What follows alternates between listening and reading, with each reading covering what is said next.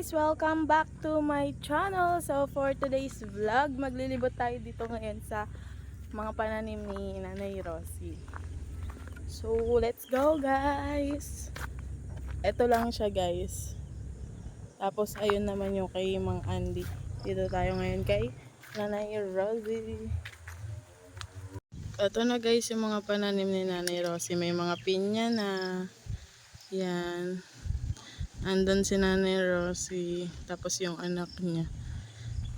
Yan guys. Yung pinya, ito pa lang. Ayan pa lang siya guys. Hindi pa naman ano. Ito, nakalimutan ko kung ano to eh. Ayan. Nakalimutan ko siya guys. Tapos meron ditong pinya. Ay pinya. Ano? Papaya. Papaya to diba? Ayan, papaya.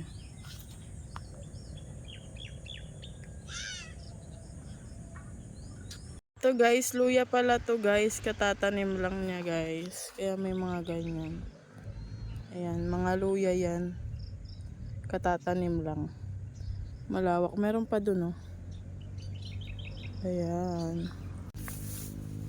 Ba guys kung ano to? Hindi ko kasi alam eh.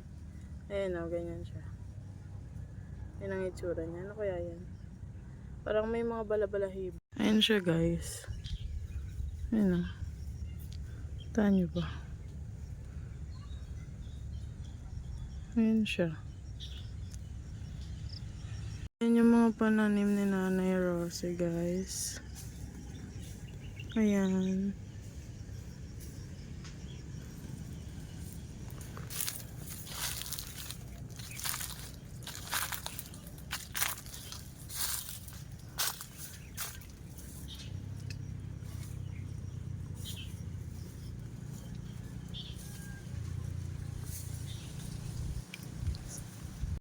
Guys, may mga mulberry dito guys oh.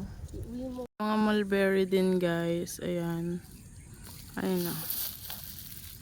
Usually mga Bisaya ang nalilid. Mga yan nanay. Gusto yan ni Kuya Kuya Chris. Nalagyan sa... Ang bango? Ang bango, ang sarap yan. Alam mo yung Bicolana kong pera, bumili sa akin ito. Pinataan niya lang, nilagyan niya lang. So guys, dito naman tayo guys. Meron pa dito. Ang bango amoy yun noon. Niluluto daw yun eh. Yan guys, mga pananim din yan ni Nanay Rosie. Yung mga yan.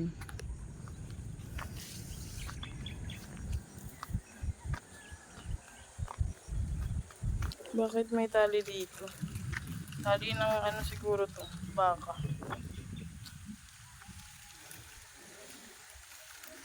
Malunggay guys, malunggay.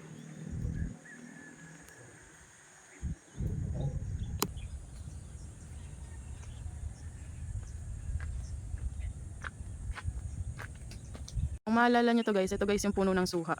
Nagbablog din kami dyan. Naalala nyo ba? Ayan, ito yung malaking puno ng suha. Nagbablog kami dito noon kasi dito talaga malilim. Ayan o. May mga suha na. May mga bunga na. Diba? Sobrang presko dito.